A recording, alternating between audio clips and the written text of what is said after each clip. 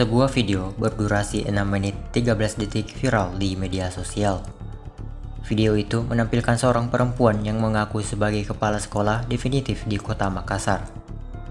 Dalam video tersebut, perempuan yang memperkenalkan diri sebagai Suryama Abe Deng Ratu SPD MPD menyampaikan pengakuan mengenai dugaan praktik jual beli jabatan dalam pengisian posisi kepala sekolah di kota Makassar.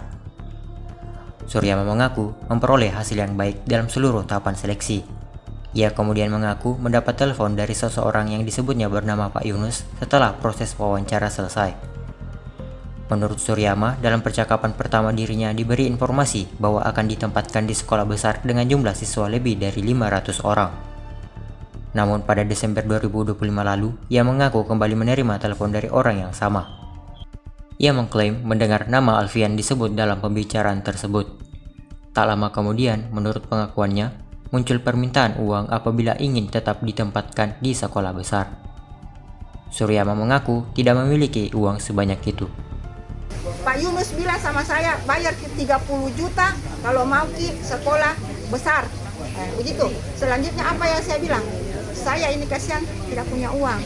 Betul-betul modalku itu andalanku cuma otak saya, tidak ada yang lain. Untuk kepintaran, pendidikan di Makassar. Jadi saya itu tidak ada, andalanku cuma otak. Ia kemudian mengaku dirinya justru ditempatkan di sekolah dengan jumlah murid yang lebih sedikit.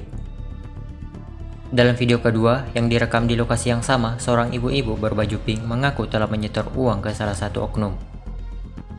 Dalam video tersebut, ibu berbaju pink terlihat duduk di samping Suryama. Ibu tersebut diduga sebagai kepala sekolah yang menjadi korban jual beli jabatan kepala sekolah. Ia menceritakan ia diminta oleh oknum tersebut untuk menghubungi Atta bahwa dirinya telah menitip uang kepada Yunus. Jangan lupa telepon Pak Atta bawa uang sudah kita titip sama Pak Yunus. Oh begitu Pak, tapi tidak ada nomornya di saya Pak Atta, nanti aku kasih Ki. Ia kemudian mengaku melihat beberapa pegawai memasuki ruangan dan membahas bahwa berkas telah diterima oleh kepala dinas.